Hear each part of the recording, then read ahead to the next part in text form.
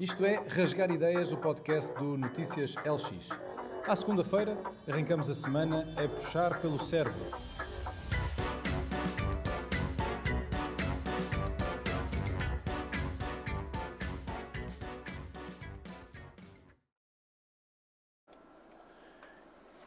E aqui estamos mais uma vez para mais um episódio do Rasgar Ideias. O Rasgar Ideias que vai para o ar todas as semanas e hoje dedicado a um tema da atualidade, a privatização da TAP, privatização a 49,9%, como é público. Connosco neste podcast estão o Fernando Pedroso, à vossa direita, ao centro a nossa membro de painel, a Lourdes Gonçalves, e à esquerda o Oliveira Dias, também um membro do painel. Vamos começar este Rasgar Ideias com o tema da privatização da TAP, começando então pelo Oliveira Dias, era isso, me estava agora aqui a escapar. E então, Oliveira Dias, a privatização da TAP, comecemos pela sua intervenção, boa tarde. Boa e tarde, obrigado António. por estar connosco. Obrigado, António, eu é que agradeço. Uma saudação ao Fernando Pedroso e à Lourdes Gonçalves e a todos que nos veem e ouvem em casa. Ora bem, este tema é um tema sempre atual, infelizmente, pelos melhores e pelos piores motivos. A privatização da TAP é sempre um tema atual. Desta vez é 49,9%, portanto 50% ainda fica na posse do Estado. O que é que me preocupa? Há várias coisas que me preocupam, mas há uma que me deixa assim mais perturbado. Eu olho para o passado e vejo que quando acabámos com as indústrias nacionais de defesa, perdemos todo um know-how e uma capacidade que tínhamos instalado em Portugal para produzir munições e armamento de guerra. Depois olho ali para a Amadora, e a Sorefam deu lugar à Bombardier. Com a Bombardier tínhamos um centro de know-how em Portugal. A Bombardier é uma empresa no Canadá. Tínhamos um know-how imenso, único no mundo. Acabámos com a Bombardier, ficou reduzido a um escritório ali no Parque das Nações e agora penso até que já nem existe isso. Portanto, estou a falar de coisas que tínhamos e que as perdemos. A TAP não é só a TAP não é só aviões. A TAP tem um centro de formação profissional para manutenção de aviões absolutamente único. Não sei se haverá melhor na Europa ou até mesmo no mundo.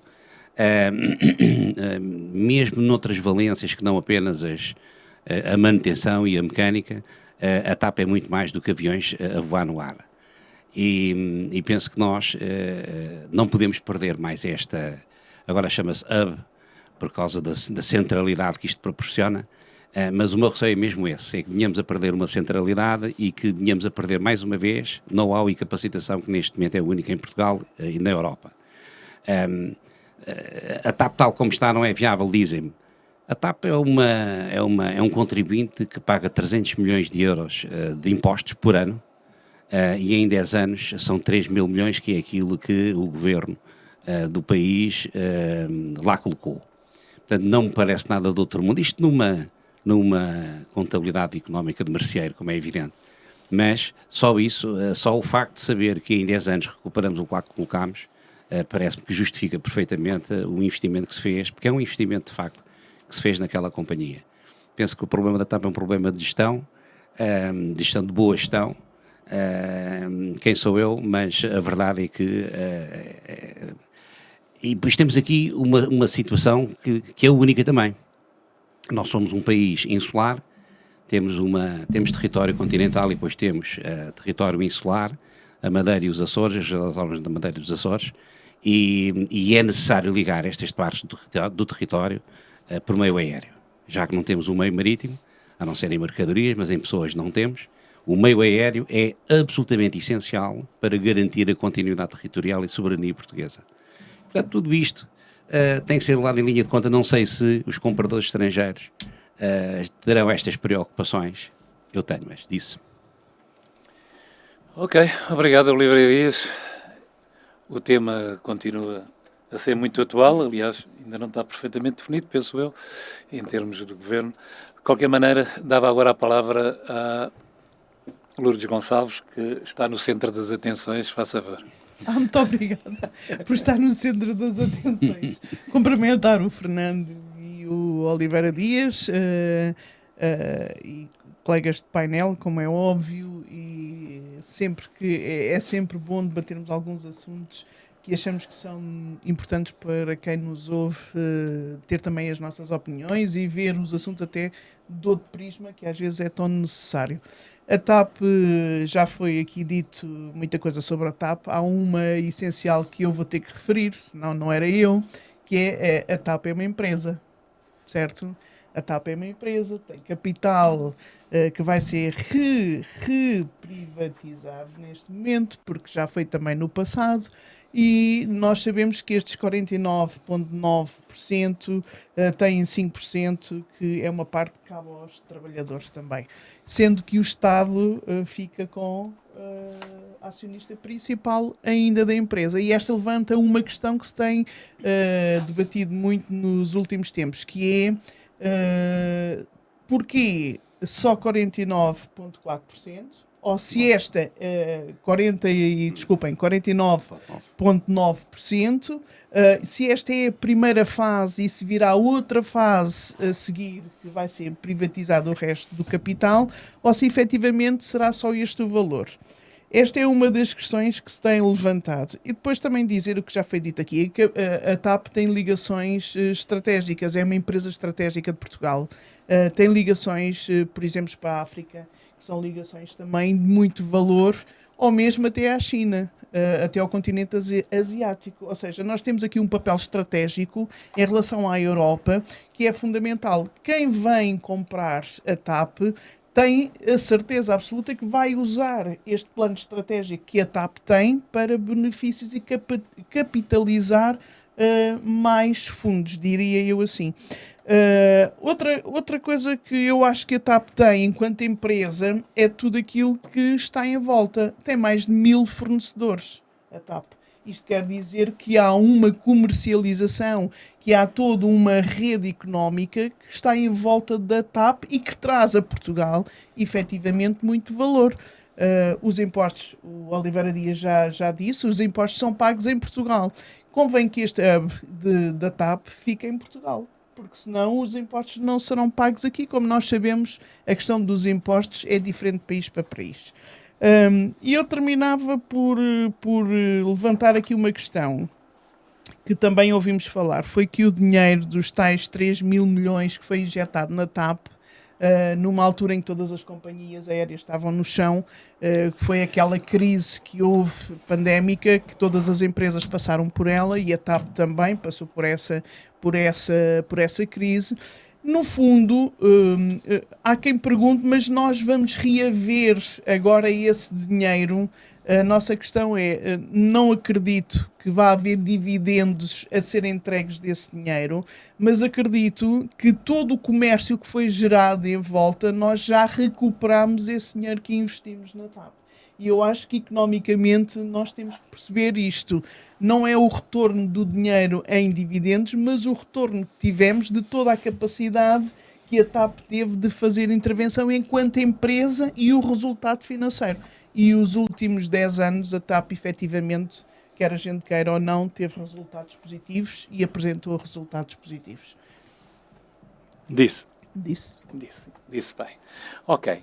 Então, vamos prosseguir com o Fernando Pedroso. Fernando Pedroso, TAP, 49,9%. Sua opinião. Muito boa tarde ao Oliveira Dias e à Lourdes Gonçalves e também ao António.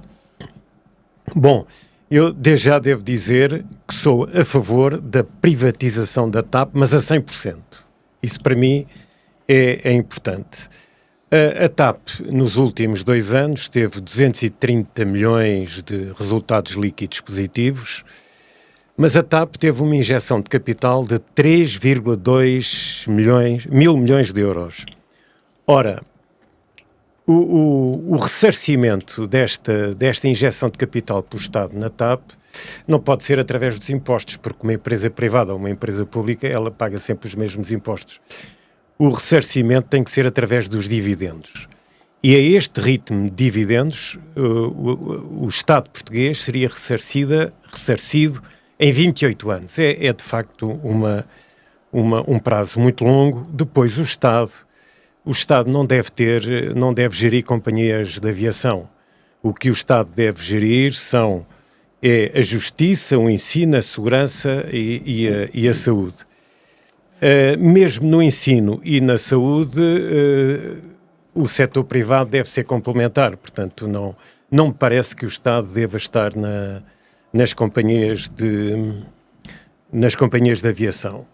O Oliveira Dias falou numa coisa muito importante, que é o serviço público, nomeadamente os voos entre a Madeira e Açores e entre os Palopes. Bom, mas eu lembro-me que há um instrumento jurídico nesta privatização a 100%, que é uma golden share.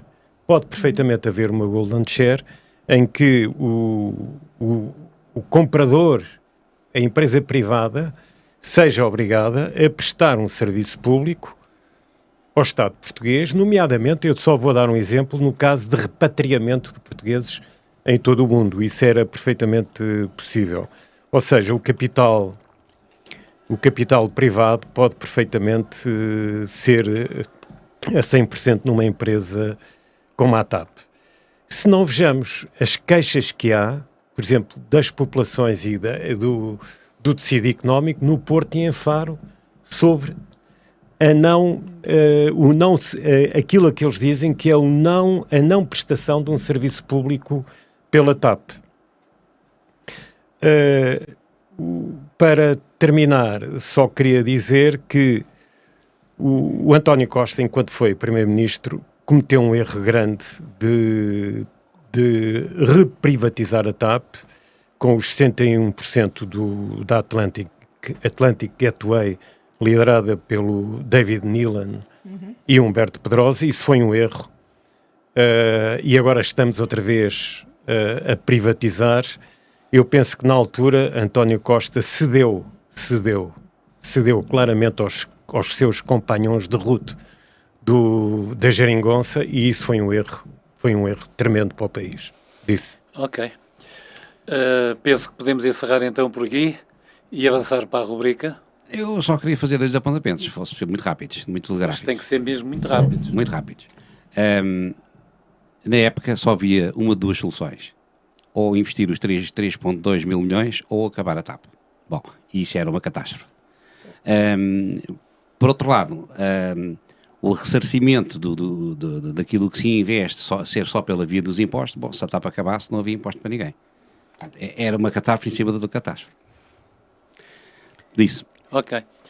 António, deixa-me só dar aqui um apontamento. É um apontamento pequenino. Nós não podemos ter uma empresa com capital de privados a prestar serviço público sem ter um retorno económico. Como é óbvio, nenhum acionista privado vai investir o seu dinheiro para depois se andar a fazer uma empresa pública. Não, isto não bate a bota com a perdigota, quando se costuma dizer em gestão.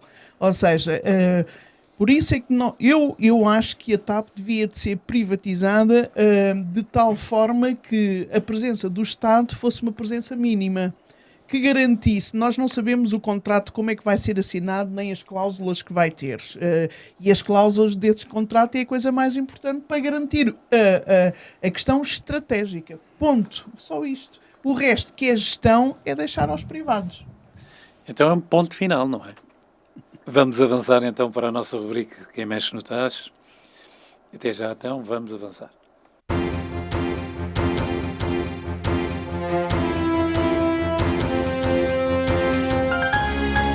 E esta semana, quem mexe no tacho?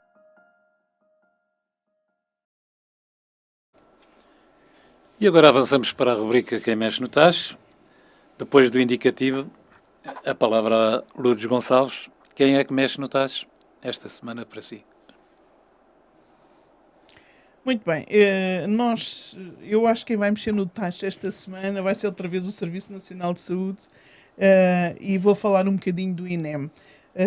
Esta semana o INEM anda na boca do povo, como a gente costuma dizer, por várias razões, mas há uma sobretudo que chama a minha atenção, porque um dia destes nós podemos ligar para o INEM e eles dizerem não vamos prestar o serviço porque estamos em greve, ou então porque o Estado não nos pagou o que devia ter pago, ou então não tivemos dinheiro e não pode ser. O que é que nós ouvimos esta semana? Ouvimos dizer que existe uma dívida de mais ou menos 15 milhões de euros e que é preciso pagar esses 15 milhões de euros que foram trabalhos já feitos em fevereiro, março, abril e maio e que deveriam de ser pagos até dia 23 de julho.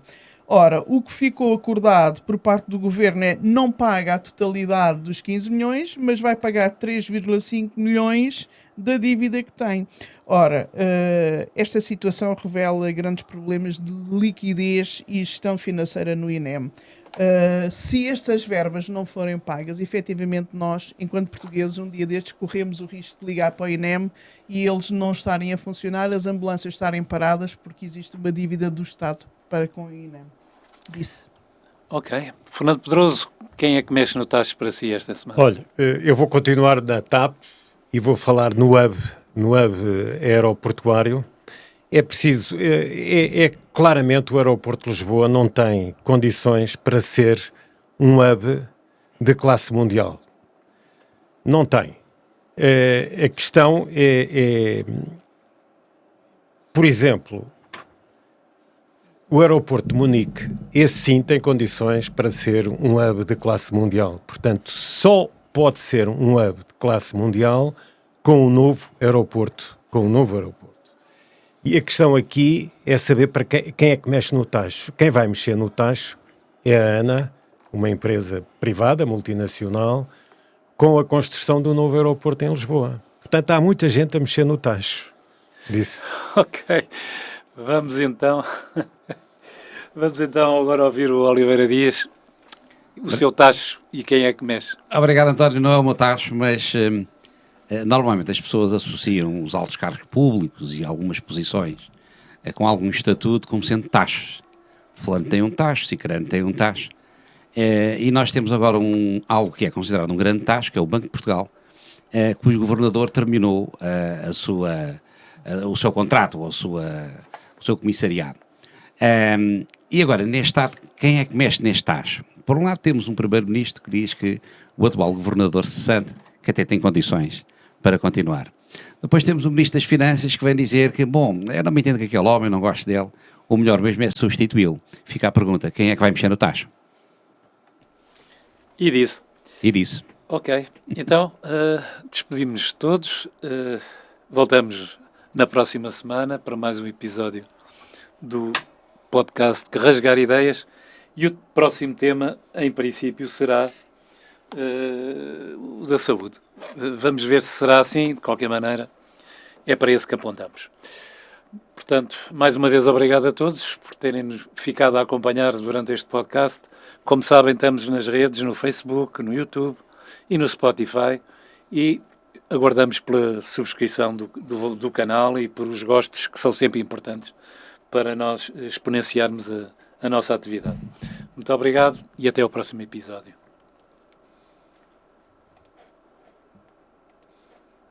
Se gostaste, partilha. Se não gostaste, rasga à vontade.